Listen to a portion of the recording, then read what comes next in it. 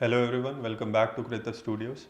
Today's video is going to be all about glamour, and the source of all that glamour is right here.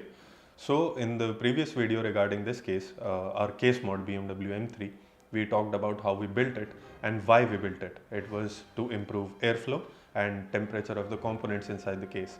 So we have pretty much achieved that, and that will be shown via the benchmarks that are going to follow. So for the most part, you can watch how we built this case, how we cut the vents and how we painted it in the video that we are going to link below. Now it is time for the benchmarks to see if all the work that we put in bore any fruit. Now for the most part, everything that you need to know, you'll be able to see on the screen via the means of the graphs that we have made, but I am just going to reiterate the scores and the temperature readings and everything of that sort. So we started with Cinebench R23. Now the maximum temperature of our CPU in the stock case was 63, and in the modded case, which you see right here, it was 61. And likewise the score also improved. In the stock case we got 11,902, and in the modded case we got 12,041. Now we moved on to the GPU stress test, Fermat. So the maximum temperature on the GPU in the stock case was 66, and in the modded case it was 62, and again the score also improved. So in the stock case we got 10,827, and in the modded case we got 10,841. These are focused tests. Now they isolate the CPU and the GPU. Now it was time to see if the temperature improves with a combined load, and this is where we expected to see the most improvement, and that was the case. So we ran 3D Mark TimeSpy, and the maximum temperature that we saw on the CPU in the stock case was 74 degrees Celsius, and in the modded case it was 66. So that's an improvement of 8 degrees.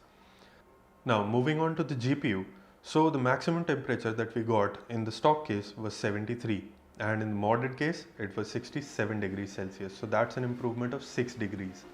And likewise our scores also improved. In 3D Mark TimeSpy, the overall score that we got in our stock case was 11,625, and in the modded case it was 11,739. About the scores of the individual components, in our GPU in the stock case got 12,064, and in the modded case it went up to 12,153. The CPU score in the stock case was 9,644, and in the modded case it was 9,842. Now that we were done with the case, it was time to find a home for it, and our friend Deep, he already had a graphics card, but he had to update the rest of his system, so he got an AMD Ryzen 5 5600X.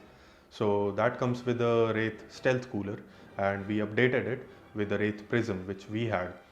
The board is an MSI B550M A Pro.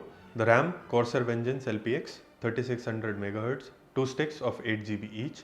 There's a Crucial P2 1TB SSD NVMe. The graphics card that he already had was an Asus Strix GTX 960. The power supply is a Cooler Master unit that we had lying around. Now we have listed out most of the components that are in the build that you are able to see right here. But the most important part as far as we are concerned, so when we were testing this case, we were using regular fans without RGB or anything, but we wanted something with a little bit more flair. So we went with 3 of Antec Prism 120mm ARGB fans, and those are the ones that you see in the front, and there's a stock 120mm fan, the one that comes with the case in the rear, working as an exhaust. As you're able to see, the benchmarks spoke for themselves. The scores were improved and everything, and we'd say that with the improved fans, the case looks really good as well. So for the most part, that is all there is to it, to this video.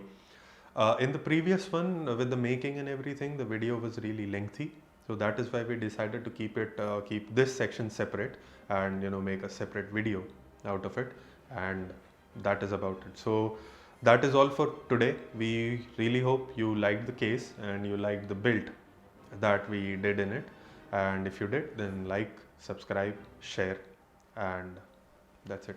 Bye.